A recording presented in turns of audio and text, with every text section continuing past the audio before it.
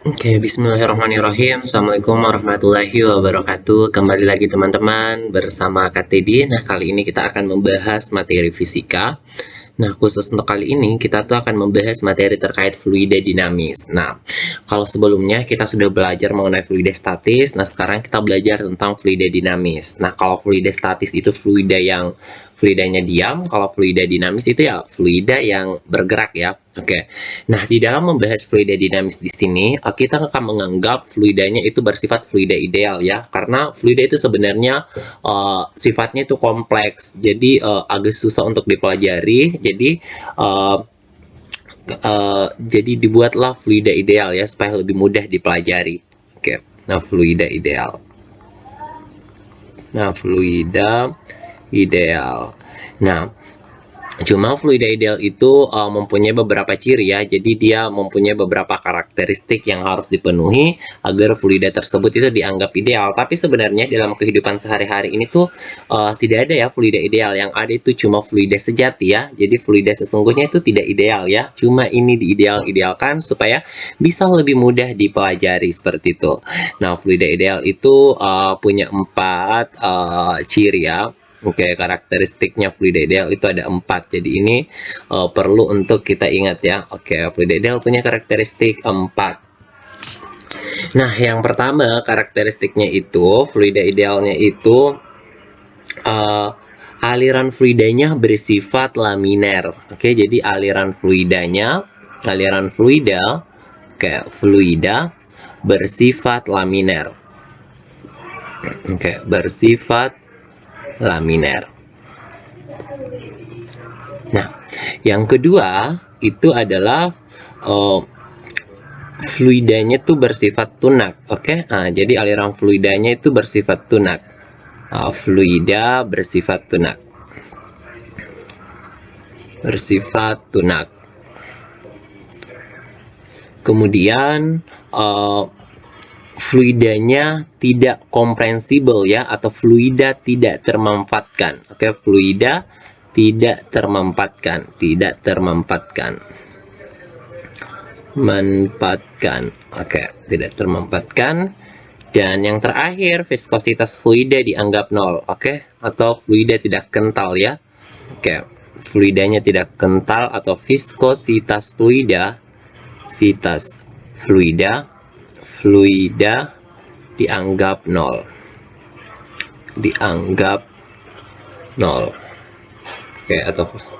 Oke. Nah, sekarang kita akan bahas satu-satu ya. Oke. Kita yang pertama akan bahas mengenai aliran fluida. Jadi aliran fluida itu alirannya bersifat laminer. Jadi aliran fluida itu ada aliran laminer. Jadi yang ini tuh aliran laminer ya. Ini aliran laminer, gambar ini laminer. Dan ini aliran turbulence. Oke, turbulence. Nah, kalau aliran turbulence ini perhatikan dia tuh bersifat rotasional ya. Jadi acak-acak gerakannya ya, acak seperti kalau biasa kalian tuh melihat di sungai, itu gerakan aliran air di sungai itu acak. Nah, jadi seperti itu ya aliran turbulence. Nah, kalau aliran laminer ini dia satu arah ya. Jadi satu arah, alirannya itu tidak rotasional. Oke, jadi dia satu arah alirannya gitu. Kalau aliran laminer. Kalau turbulence itu alirannya acak, seperti yang kalian lihat di sungai ya. Jadi kalau fluida ideal itu sifatnya aliran laminer, tapi kalau fluida sejati sebenarnya yang kita temui dalam kehidupan sehari-hari itu dia alirannya bersifat turbulent. Contohnya tadi yang kakak bilang yaitu aliran sungai gitu. Oke, dan selanjutnya kita ke sifat yang berikutnya. Nah, jadi aliran fluida kan bersifat stasioner nih, tunak. Oke, apa maksudnya stasioner atau tunak?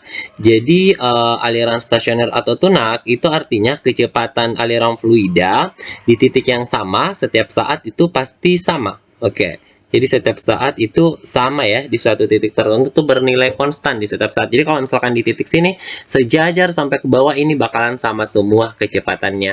Oke, jadi di sini nih di yang besar ini pokoknya di yang apa ya? Yang luas penampang pipanya ini sama, dia itu bakalan punya kecepatan aliran yang sama kalau dia bersifat tunak ya. Jadi Jadi kalau misalkan ini gambar arah alirannya ya. Oke, gambar alirannya. Oke. Oke.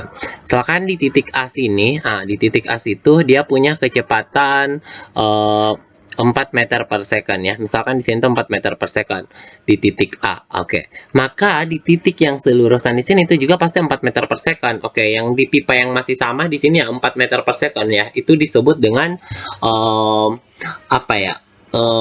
Aliran fluidanya itu bersifat stasioner atau tunak. Oke, nah misalkan kalau di titik sini tuh kecepatannya misalkan 8 meter per second ya, 8 meter per second. Maka ke bawah sini juga 8 meter per second. Nah, kok kenapa di sini bisa beda? Nah, nanti ini akan kita bahas ya. Ini kan pipanya beda nih, luas penampangnya. Ini pipanya kan besar, ini pipanya kecil. Nah, nanti akan kita bahas di bagian persamaan kontinuitas ya. Jadi ada bagian tersendirinya.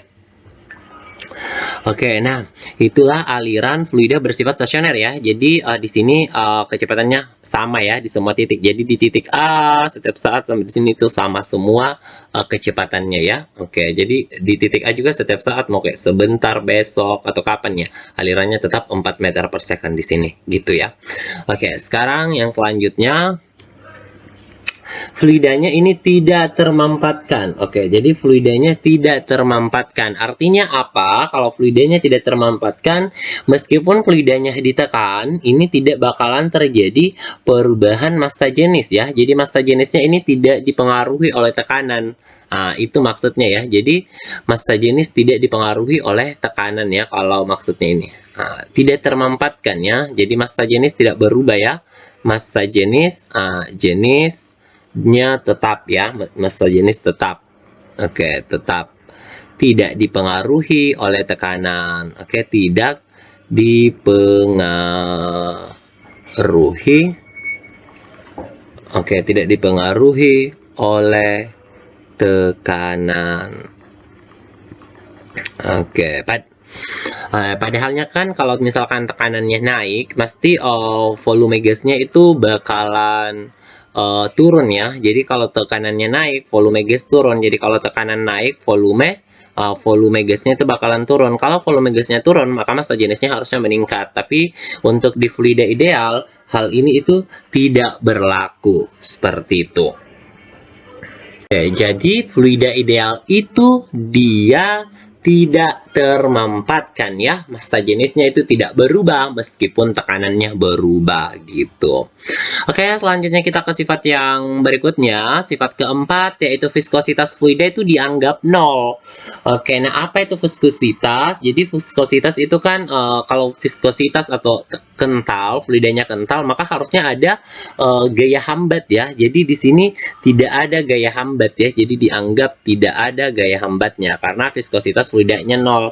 Nah, kalau misalkan ada gaya hambatnya, otomatis kalau misalkan antara fluida ini aliran di sini tuh bergesekan, otomatis tuh kecepatannya bakalan berubah. Jadi kalau misalkan di sini 8, bisa saja di sini berubah jadi 4 karena adanya gesekan.